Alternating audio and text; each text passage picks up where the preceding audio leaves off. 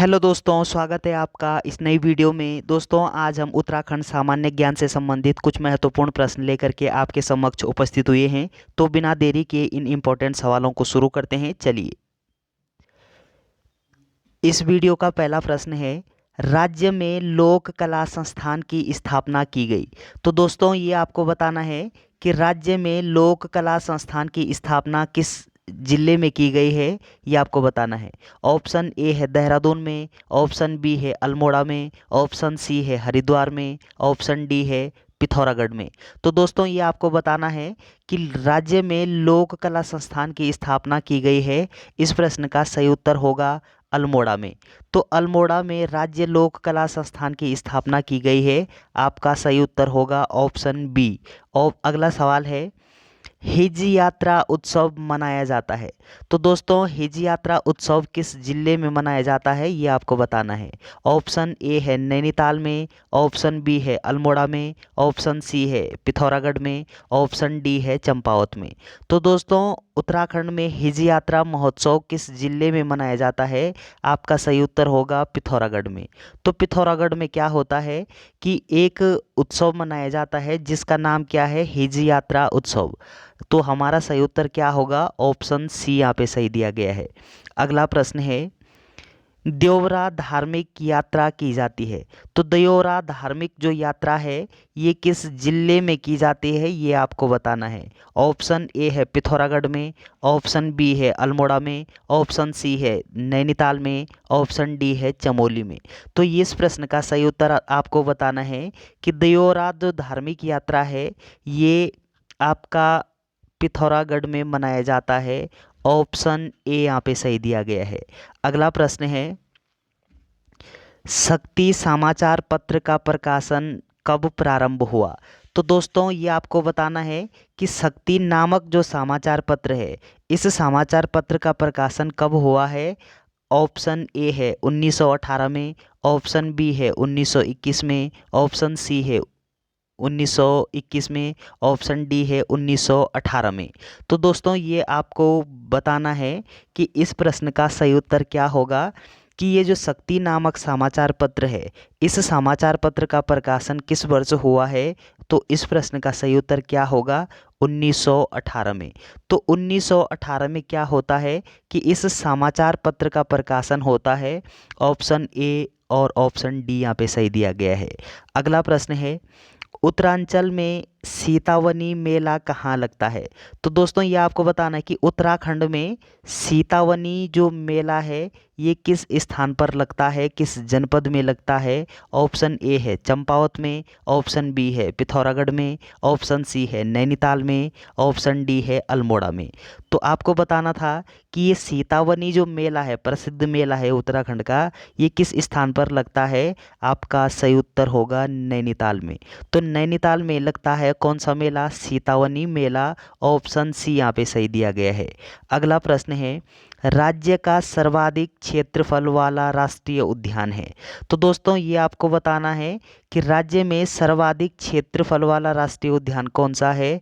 Option A है राजाजी राष्ट्रीय उद्यान, ऑप्शन बी है नंदा देवी राष्ट्रीय उद्यान, ऑप्शन सी है कार्बेट राष्ट्रीय उद्यान, ऑप्शन डी है गंगोत्री राष्ट्रीय उद्यान। तो ये आपको बताना था कि उत्तराखंड में सर्वाधिक क्षेत्रफल वाला राष्ट्रीय उद्यान कौन सा है। तो इस प्रश्न का सही उत्तर क्या होगा? गंगोत्री राष्ट्रीय उद्यान। तो ये जो गंगोत्री राष्ट्रीय उद्यान है, ये कहाँ स्थित है? आपका सही उत्तर होगा उत्तरकाशी जनपद में। और ये राज्य का क्या होता है? सर्वाधिक क्षेत्रफल वाला राष्ट्रीय उद्यान है। और अगला पॉइंट आपको क्या ध्यान रखना है कि राज्य का जो प्रथम राष्ट्रीय उद्यान है वो कौन सा है? आप बोलोगे कार्बेट राष्ट्रीय उद्यान। तो कार्बेट राष्ट्रीय उद्यान ये क्या होता है कि ये उत्तराखंड का प्रथम राष्ट्रीय उद्यान होता है। और इस कार्बेट राष्ट्रीय उद्यान की स्थापना अगर आपसे पूछे तो आप बोलोगे कि इसकी स्थापना किस वर्ष होती है। आपका सही आंसर होगा 1936 में। तो 1936 में एक स्थापना, एक राष्ट्रीय उद्यान इसकी स्थापना की जाती है। इसका राष्ट्रीय उद्यान का नाम क्या है? आप बोलोगे कॉर्बेट राष्ट्रीय उद्यान। तो आपका सही उत्तर क्या होगा कि राज्य का जो सर्वाधिक क्षेत्रफल वाला राष्ट्रीय उद्यान है वो कौन सा है?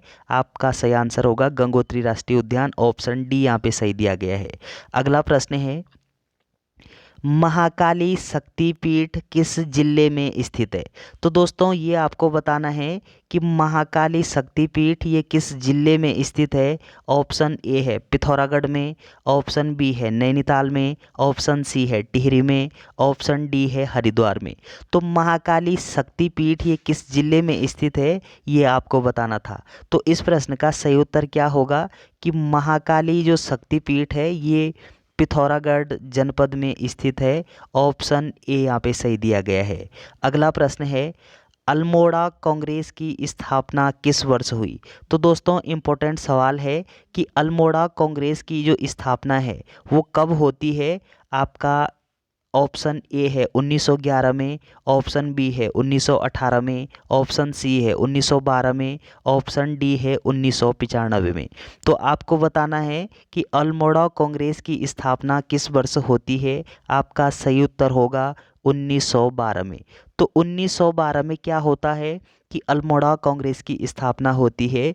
और अगला पॉइंट आपको क्या ध्यान रखना है कि अगर आपसे पूछे कि गढ़वाल कांग्रेस की स्थापना किस वर्ष होती है, तब आपका उत्तर क्या होगा 1918 में।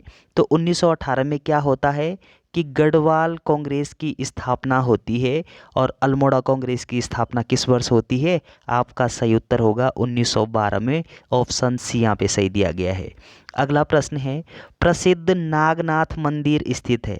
तो दोस्तों इम्पोर्टेंट सवाल आपको बताना है कि प्रसिद्ध जो नागनाथ मंदिर है ये किस जनपद में स्थित है। ऑप्शन ए है पौड़ी में, ऑप्शन बी है चंपावत में, ऑप्शन सी है अल्मोड़ा में, ऑप्शन डी है बागेश्वर में। तो आपको बताना है कि नागनाथ जो मंदिर है ये आपके उत्तराखंड के चंपावत जनपद में स्थित है। ऑप्शन बी यहाँ पे सही दिया गया है। अगला प्रश्न है, डेयरी शोध एवं विकास संस्थान की स्थापना कहाँ की गई है? तो दोस्तों उत्तराखंड में डेयरी शोध एवं विकास संस्थान की स्थापना किस जिले में की गई है? ऑप्शन ए है अल्मोड़ा में, ऑप्शन बी है नैनीताल में, ऑप्शन सी है पिथौरागढ़ में, ऑप्शन डी है देहरादून में। तो आपको बताना था कि डेयरी शोध संस्थान एवं विकास संस्थान की जो स्थापना है वो आपका किस जिले में की गई है। तो आपका सही उत्तर होगा नैनीताल जनपद में। तो नैनीताल जनपद में क्या किया गया है कि डेयरी शोध एवं विकास संस्थान की स्थापना की गई है। ऑप्शन बी यहाँ पे सही दिया गया है। अगला प्रश्न है, मत्स्य नीति लागू करने वाला देश का पहला राज्य है। तो मत्स्य नीति लागू करने वाला देश का पहला राज्य आपको बताना है। ऑप्शन ए है हरियाणा, ऑप्शन बी है महाराष्ट्र, ऑप्शन सी है उत्तराखंड, ऑप्शन डी है बिहार। तो आपको बताना था कि मत्स्य नीति लागू करने वाला देश का पहला राज्य कौन सा है। तो आपका सही उत्तर होगा उत्तराखंड। और अगला पॉइंट आपको क्या ध्यान रखना है कि सबसे पहले उत्तराखंड में मत्स्य नीति लागू होती है और कब लागू होती है? 2002 में। तो उत्तराखंड में मत्स्य नीति सबसे पहले लागू होती है और कब होती है लागू? आप बोलोगे 2002 में लागू होती है। तो इस प्रश्न का सही उत्तर ऑप्शन सी उत्तराखंड यहाँ पे सही दिया गया है। अगला प्रश्न है, गढ़वाल में गोरखा शासन कब स्थापित हुआ?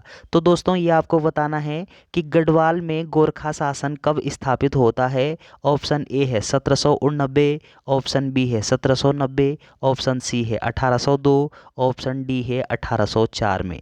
तो इस प्रश्न का सही उत्तर 1804 ऑप्शन डी यहाँ पे सही दिया गया है। तो 1804 में क्या होता है कि गढ़वाल में गोरखा शासन स्थापित होता है। और अगला पॉइंट आपको क्या ध्यान रखना है कि ये 1790 में कुमाऊं में क्या होता है कि गोरखा शासन स्थापित होता है। अगर आपसे सवाल पूछे कि कुमाऊं में गोरखा शासन कब स्थापित होता है, तब आपका उत्तर होगा 1790 ईस्वी में। और अगर गढ़वाल में पूछे तब आपका उत्तर होगा 1802 में। ऑप्शन डी यहाँ पे सही दिया गया है। तो चलिए दोस्तों, वीडियो अगर आपको अच्छी लगती है तो चैनल को सब्सक्राइब करना ना भूलें। Thanks for watching.